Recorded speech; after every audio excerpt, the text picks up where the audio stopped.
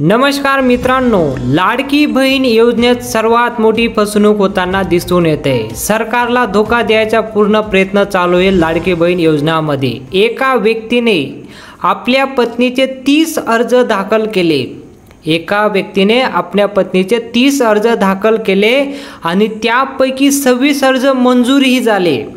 एका पत्नीचे 30 अर्ज करून 26 अर्ज मंजूरही झाले, त्यांना पैसेही भेटले। असं इथं धोका दिला सरकारला।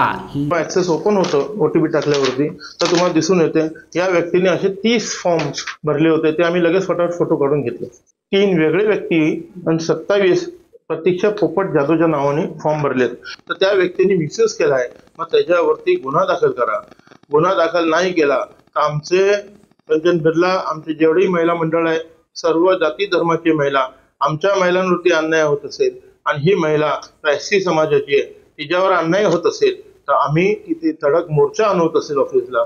तर ही घटना साताऱ्यातील जाधव नावाच्या व्यक्तीची आहे। त्याने आपल्या पत्नीचे 30 अर्ज दाखल केले, पण सर्वात आधी म्हणजे 30 लाभार्थी महिलांची खाते एकाच मोबाईलवर नंबरवर लिंक करून त्याने अर्ज केला। 27 लाभार्थ्यांचे नाव एकसारखे, आधार कार्ड नंबर मात्र वेगवेगळा। यापैकी 26 अर्ज मंजूरही झाले। घारघरमधील रहिवासी पूजा महामुनींमुळे पनवेल तहसीलदारांकडे तक्रार दाखल झाली आहे। पण जर तक्रार दाखल झाली नसती तर 26च्या 26 महिला यापुढे अर्ज केला होता, यावर पैसे भेटले असते। तर अशा प्रकारे सरकारची फसवणूक चालू आहे।